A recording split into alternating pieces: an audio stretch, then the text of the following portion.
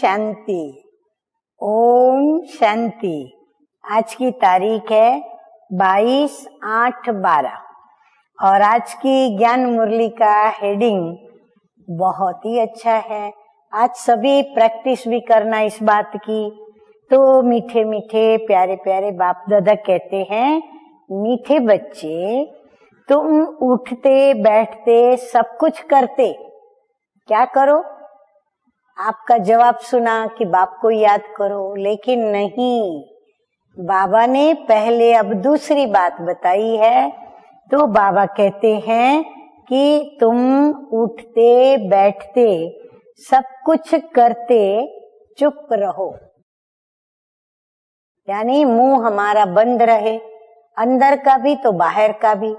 चलो अंदर का मुंह बंद करने में थोड़ा समय भी लगे, परंतु बाहर से भी हम चुप रहें। बाप को याद करो तो वर्षा मिल जाएगा। इसमें गीत कविता आदि की भी दरकार नहीं है। हाँ, बाबा कहते ये भी आधार नहीं होना चाहिए कि गीत बजे तो बाबा को याद करने का आनंद आए, या फिर हम कविता बोले, कोई कविता लिखें, कविता स्मरण में लाएं तो बाबा याद रहे। बाबा कहते हैं किसकी भी दरकार नहीं है। प्रश्न है, बाप को लिबरेटर कहने से, मुक्तिदाता कहने से कौन सी एक बात सिद्ध हो जाती है? उत्तर है, जब बाप दुखों से अथवा 5 विकारों से लिबरेट करने वाला है तो जरूर उसमें फंसाने वाला भी कोई दूसरा होगा। तो वो दूसरा कौन है? लिबरेटर कभी फंसा नहीं सकता। जो मुक्त करने वाला होगा वो कभी फंसाएगा नहीं, और जो फंसाएगा वो लिबरेट नहीं करेगा। इसको कहा जाता है दुख हरता सुख करता। तो वो कभी भी किसी को दुख कैसे दे सकते हैं? बाप को लिबरेट करने वाला कहते हैं तो बाबा हो गए दुख हरता सुख करता। तो बाबा कहते हैं वो फिर दुख कैसे दे सकते हैं? जब बच्चे दुखी होते हैं तब उस बाप को याद करते हैं। दुख देने वाला है रावण, 5 विषय विकार। रावण माया श्रापित करती और बाप आते हैं वर्षा देने। गीत बजा है, जो पिया के साथ है उसके लिए बरसात है।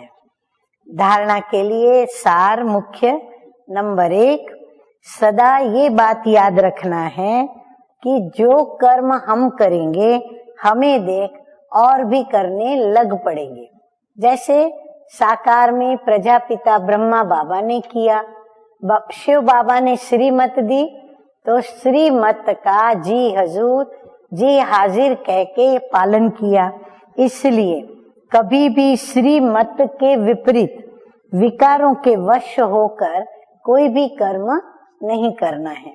नंबर 2, सर्विस का शौक रखना है, बिगर कहे सेवा में लग जाना है। ऐसे नहीं हमें कहे कोई, अगर हमको कहते नहीं तो हमको अंदर में आता है कि हमको कहा थोड़े ही है, हमको जिम्मेवारी थोड़े ही दी है, कहेंगे तो करेंगे, कहते नहीं तो हम क्यों करें? लेकिन नहीं, बाबा कहते हैं जहाँ सेवा देखी हम बिगर कहे सेवा में लग जाएं।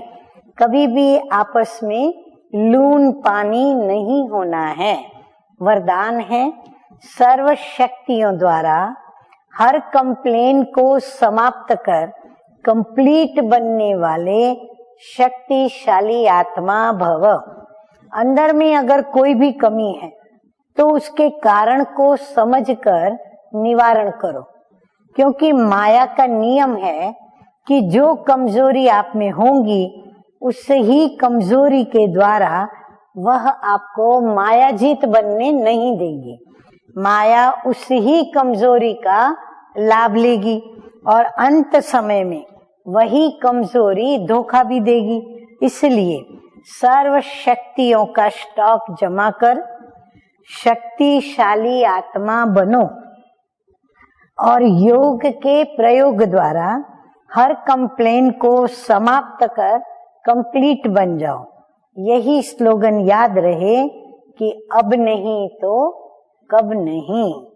स्लोगन है, शांति और धीरता की शक्ति से विघ्नों को समाप्त करने वाले ही विघ्न विनाशक हैं।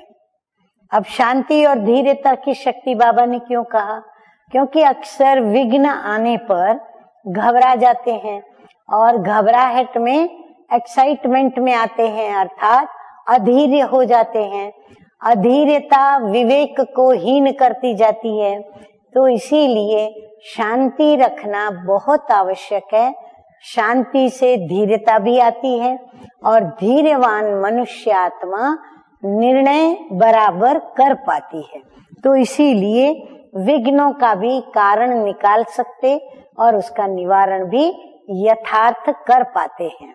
तो इसीलिए बाबा कहते हैं, शांति और धीरता की शक्ति से विघ्नों को समाप्त करने वाले ही विघ्न विनाशक हैं। अच्छा, मीठे मीठे सिकिलदे बच्चों प्रति माता पिता बाप दादा का याद प्यार और गुड मॉर्निंग। रूहानी बाप की रूहानी बच्चों को नमस्ते। हम रूहानी बच्चों का रूहानी बाप दादा को याद प्यार, गुड मॉर्निंग और नमस्ते नमस्ते। ओम शांति, ओम शांति।